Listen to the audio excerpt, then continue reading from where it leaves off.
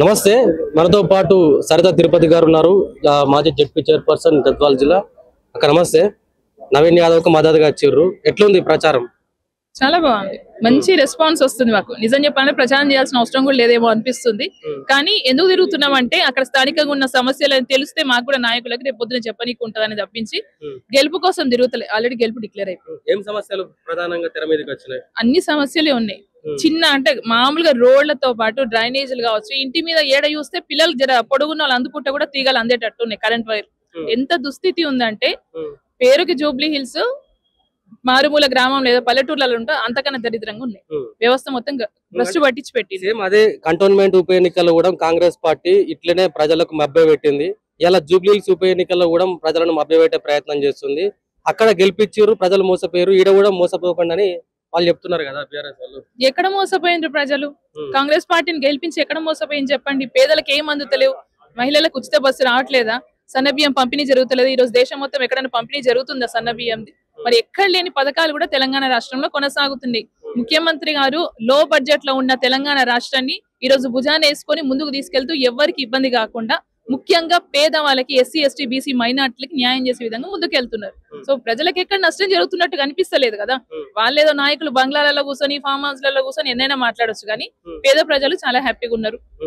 Ration కార్డులు 10 ఏళ్ల నుంచి ఒక్కరు కూడా ఒక ఇంట్లో కుటుంబంలో రేషన్ కార్డు లేక పెళ్లిలైన పిల్లలకి పిల్లలు కూడా పెద్దోళ్ళు అయి అన్నం తినే స్థాయికి ఎదుగుతాడు. రేషన్ కార్డులు లేవు, కనీసం పేరు కూడా ఎంట్రీ చేయలే.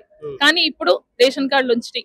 మరి ఇవి కాదా అభివృద్ధి అంటే? ఇంకేం కావాలి? నిరుద్యోగులకు ఉద్యోగాలు వచ్చినాయి, రెసిడెన్షియల్ స్కూళ్లలో మౌలిక వసతులు పెంచిండ్రు, వాళ్ళకి డైట్ ఛార్జెస్ పెంచిండ్రు, కాస్మెటిక్ ఛార్జెస్ పెంచిండ్రు. ఇవి కదా కావాల్సింది. అంతకు మించి ఇంకేం కావాలి పబ్లిక్ కి? మాకైతే మేము సామాన్య ప్రజలము, సామాన్య పార్టీ మాది, అంటే పేదల పార్టీ కాబట్టి మాకు ఇదే కావాలనుకున్నాం, ఇదే జరుగుతుంది.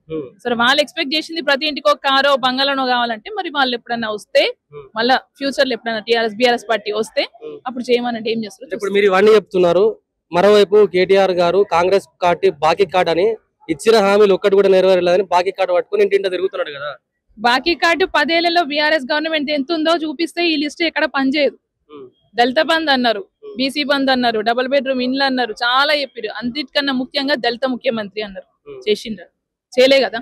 మరి కాంగ్రెస్ ప్రభుత్వం ఇచ్చిన మేనిఫెస్టోలో పెట్టిన వాటిలలో చాలా వరకు కంప్లీట్ అయినాయి. లేనివి కూడా మా సన్నబియ్య పంపిణీ కూడా అవుతుంది. 500 రూపాయలకి సిలిండర్ వస్తుంది. ఇవన్నీ వస్తున్నాయి. ఇంకా 3 ఏళ్ల సమయం ఉంది కదా. ఎట్ ఏ టైం అన్ని చేసి పెట్టలేము. 2 సంవత్సరాలు అవుతుంది, ఇంకా 3 years టైం ఉంది. సో కంప్లీట్ గా మేము ఇచ్చిన వాగ్దానాలన్నీ మేనిఫెస్టోలో పెట్టిన అన్ని కూడా ఈ 3 సంవత్సరాల పీరియడ్ లో మేము కంప్లీట్ చేసుకుంటాం. మాకు ఆ కమిట్మెంట్ ఉంది. పార్టీ ఆ దిశలో ముందుకెళ్తుంది.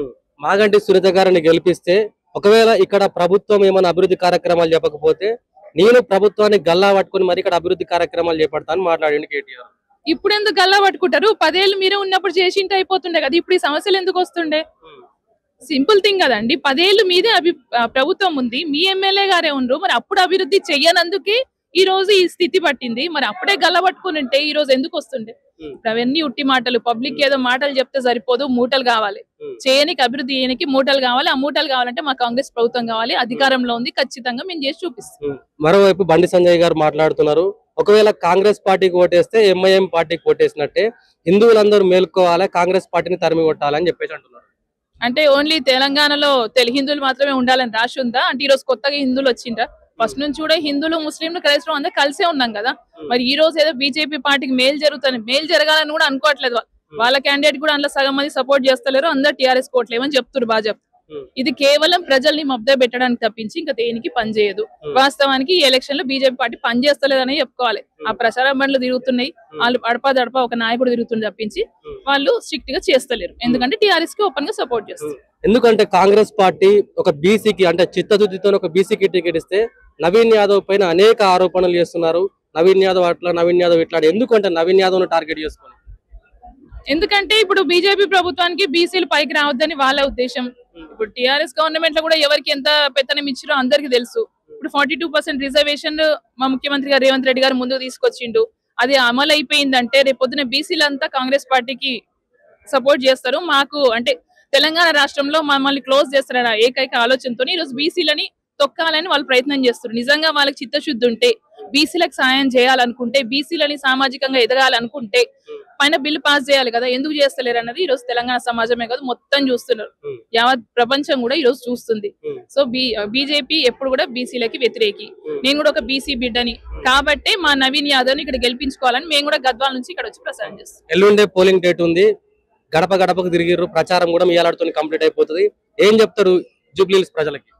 జూబ్లీ హిల్స్ ప్రజలకి ఎవరైనా కావచ్చు, అక్కడ ముస్లిమ్స్ కావచ్చు, హిందూస్ కావచ్చు, క్రైస్తవులు, వాళ్ళు ఒక్కటే చెప్తున్నాను, మీకు అభివృద్ధి చేసే నాయకుడు, మీ మధ్యలో ఉండే నాయకుడు, ఇన్ని రోజులు గతంలో ఎవరున్నారో ఏం చేసిరో మీరు చూసిండ్రు.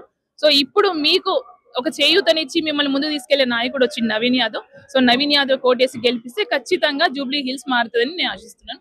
సో మీ అందరు కూడా ఓట్ ఫర్ నవీన్.